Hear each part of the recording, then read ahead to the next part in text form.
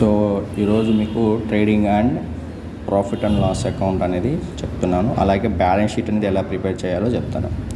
So అది ఎలా prepare చేయాలో తెలిసే ముందు first what is the format of the trading account and what is the format of the profit and loss account and what is the format of the balance sheet. చాలామంది balance sheet అనగానే కూడా debit to credit రాస్తున్నారు. కాదు, liabilities and asset అంటే liability అంటే అప్పులు, asset అంటే ఆస్తులు. ఓకే. సో ట్రేడింగ్ అకౌంట్లో ఎప్పుడైనా సరే డెబిట్ సైడ్ రాసే ఐటమ్స్ మొత్తాన్ని 2తో స్టార్ట్ చేయాలి. అలాగే క్రెడిట్ సైడ్ రాసే ప్రతి ఐటము బైతో స్టార్ట్ చేయాలి. ఓకే, 2తో స్టార్ట్ చేయాలి, బైతో స్టార్ట్ చేయాలి. సో ఏ సైడ్ ఏ ఐటమ్ వస్తుందనేది ఫస్ట్ మీకు క్లారిటీ ఉండాలి. సో అన్ని ఖర్చులు సంబంధించిన ఒక బయింగ్ అండ్ సెల్లింగ్ సంబంధించింది అంటే ఒక గూడ్స్ కొన్న దగ్గర నుంచి తయారు చేసి మళ్ళీ అమ్మేంత వరకు అయ్యే ప్రతి ఖర్చులు డెబిట్ సైడ్ ట్రేడింగ్ అకౌంట్లో రాయాలి. దానివల్ల వచ్చే లాభాలు కానీ, దానివల్ల మిగిలిన స్టాకులు కానీ, ఓపెనింగ్ స్టాక్ అయితే ఇక్కడ, క్లోజింగ్ స్టాక్ అయితే ఇక్కడ క్రెడిట్ సైడ్. సో దాంట్లో పర్చేజెస్ ఇస్తాడు, సేల్స్ అని కూడా ఒకటి ఉంటుంది. దాంతోపాటు పర్చేస్ రిటర్న్స్ అంటాడు లేదా రిటర్న్ అవుట్వర్డ్ అంటాడు. అది కూడా డెబిట్ సైడే రాయాలి, ఎందుకంటే ఇవన్నీ ఖర్చులు కాబట్టి. ఇటు సైడ్ వచ్చేది మొత్తం ఇన్కమ్లు కాబట్టి. సో ఇక్కడేమో డిస్కౌంట్ అలౌడ్ ఉంటుంది. అలాగే సేల్స్ అమ్మిన తర్వాత మనకి ఏదైనా వాడికి నచ్చలేదు అనుకో, మనకి రిటర్న్ బ్యాక్ చేస్తారు. దాన్నే సేల్స్ రిటర్న్స్ లేదా రిటర్న్ ఇన్వర్డ్ అని కూడా అనవచ్చు. దాని తర్వాత ఏం చేయాలంటే మొత్తం ఇలా రాసిన తర్వాత రెండు సైడ్లు both side find out the total. A side ఎక్కువ ఉందో ఫైండ్ అవుట్ చేయండి. ఒకవేళ క్రెడిట్ సైడ్ అంటే నీకు ఇన్కమ్ కంటే ఖర్చు తక్కువ ఉందనుకో, అప్పుడు మనకి ఏమొస్తుందంటే గ్రాస్ ప్రాఫిట్. ఓకే, అదే డెబిట్ ఎక్కువ అంటే ఖర్చు ఎక్కువ ఉంది, ఇన్కమ్ తక్కువ ఉంది, అది అప్పుడు మనకి లాస్ వస్తుంది. సో అప్పుడు మనం ఏం చేయాలంటే ఇక్కడ బై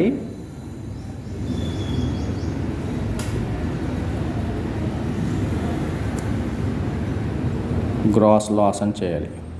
అప్పుడు దానికంటే ముందు ఏ సైడ్ ఎక్కువ ఉందనుకున్న ఒకళ్ళది ఈ సైడ్ ఎక్కువ ఉందనుకో 3 lakhs, ఈ 3 lakhs ఇక్కడ 3 lakhs రాస్తాము, ఇక్కడ 3 lakhs రాస్తాము. వచ్చే బ్యాలెన్సింగ్ ఫిగర్ ఉంటుంది కదా, దాన్ని క్రెడిట్ అయితే అంటే ప్రాఫిట్ అయితే ప్రాఫిట్ సైడ్, ఎక్కడైతే ఆ సైడ్.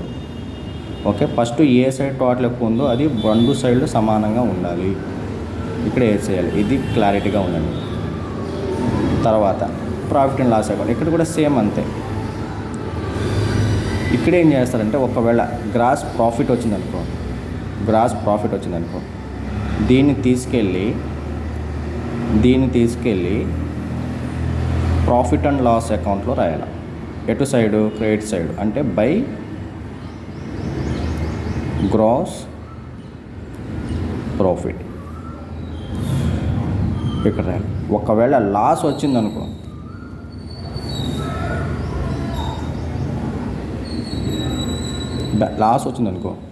దీన్ని తీసుకెళ్ళి ప్రాఫిట్ అండ్ లాస్ అకౌంట్లో ఈ సైడ్ రాయాలి, అంటే డెబిట్ సైడ్ రాయాలి. ఓకే, తర్వాత దాని కింద ఇవన్నీ ఐటమ్స్ ఖర్చులు మొత్తం రాయాలి. ఓకే, అది అయిపోయిన తర్వాత ఏంటంటే ఇక్కడ మళ్ళీ ఫైండ్ అవుట్ చేస్తాం ఏ సైడ్ ఎక్కువ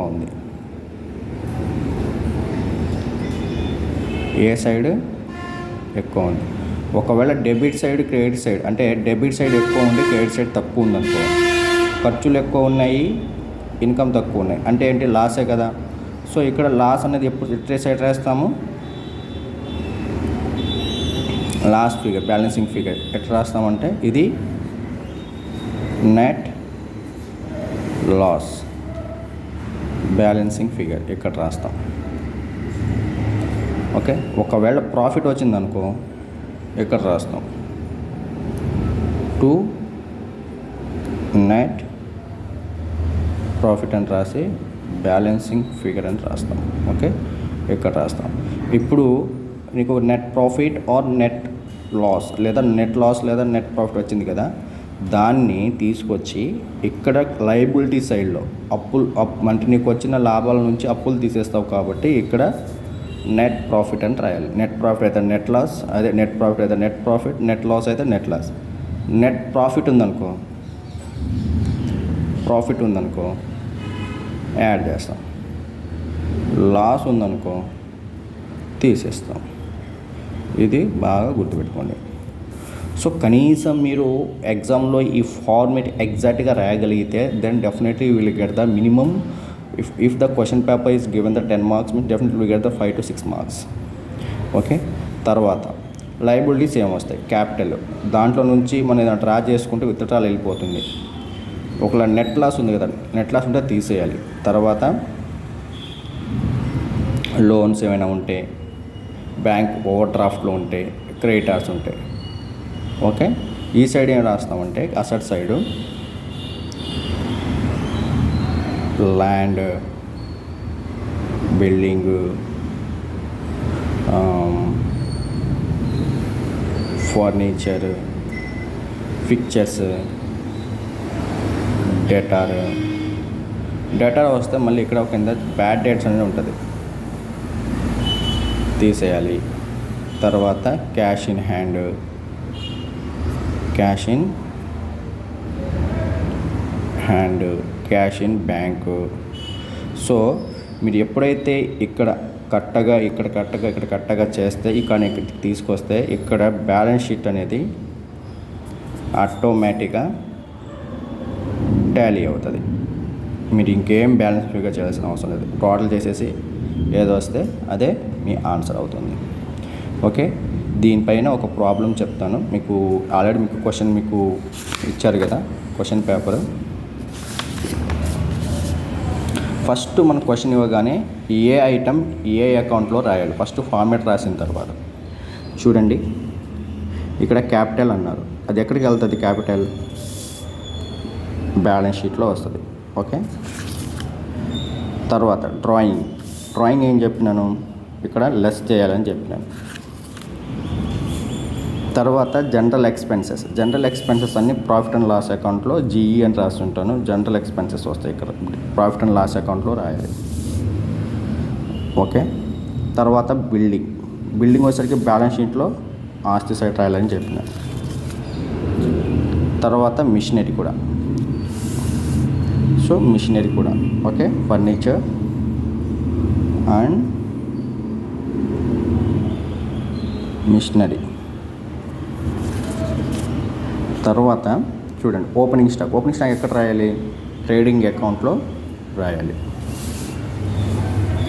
తర్వాత పవర్ అంటే ఎలక్ట్రిసిటీ వాడాం, అది కూడా ప్రాఫిట్ అండ్ లాస్ అకౌంట్లోనే లైటింగ్ దాంట్లో వచ్చేస్తుంది. Lighting and power. సో తర్వాత పవర్ అయిపోయిన తర్వాత ట్యాక్సెస్ అండ్ ఇన్సూరెన్స్. చూడు, రెంట్ అయిపోయినాయి, ట్యాక్సెస్, డ్యూటీ అన్న, ట్యాక్సెస్ అన్న, ఇన్సూరెన్స్ అన్నీ ఇక్కడే రాస్తాం. ఓకే. దేంట్లో రాస్తాం? ప్రాఫిట్ అండ్ లాస్ అకౌంట్లోనే రాస్తాం అన్నమాట. ఇంకా ట్యాక్స్, ఇన్సూరెన్స్. తర్వాత వేజెస్ అనగానే ఇక్కడ రాస్తాం. ఓకే. లేదా ఇక్కడ రాయబడి ఇక్కడ రాసినా ఓకే, ఇక్కడ కూడా. కాకపోతే వేజెస్ ఉంది ఇక్కడ ప్రాఫిట్ అండ్ లాస్ అకౌంట్లో రాసేయండి. డెటార్స్ అంటే ఆస్తులు కాబట్టి ఇక చూడు ఇక్కడ రాశారు డెటార్స్. తర్వాత క్రెడిటార్స్ కూడా బ్యాలెన్స్ షీట్లో ఇక్కడ రాశాను. సరే, బ్యాడ్ డేట్స్ నేను చేయాలి. డెటార్స్ ఉన్నారు, దాంట్లో నుంచి బ్యాడ్ డేట్స్ తీసేసి ఇక్కడ బ్యాలెన్స్ షీట్లో నెట్ రాయాలి. అదే ఇక్కడ అలాగే బ్యాడ్ డేట్స్ అంటే మనకి లాస్ కాబట్టి దీనికి ఇక్కడ బ్యాడ్ డేట్స్ కూడా,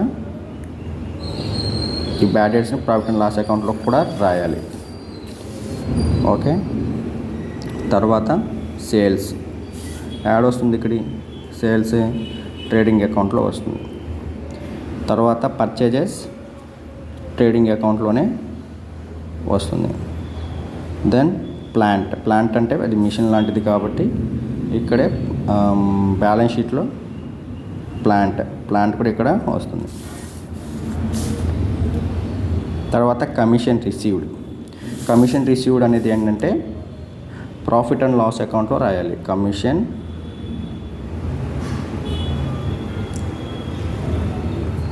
రిసీవ్డ్. ఓకే.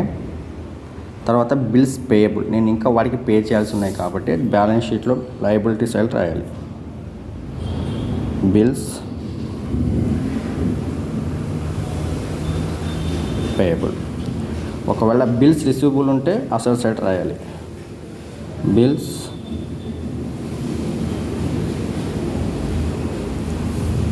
రిసీవబుల్. ఓకే, అయిపోయిందా? క్యాష్ ఇన్ హ్యాండ్ కూడా బ్యాలెన్స్ షీట్లో అసెట్ సైడ్ రాయాలని చెప్పింది, క్యాష్ ఇన్ హ్యాండ్. తర్వాత బ్యాంక్ ఓవర్ డ్రాఫ్ట్ కూడా బ్యాంక్ ఓడి కూడా లయబిలిటీ సైడ్ రాయాలి. ఓకే, తర్వాత ప్యాకింగ్ ఎక్స్పెన్సెస్ దేనికి సంబంధించింది? మనకి దీనికి సంబంధించిందే కాబట్టి పర్చేస్ తర్వాత దీంట్లోనే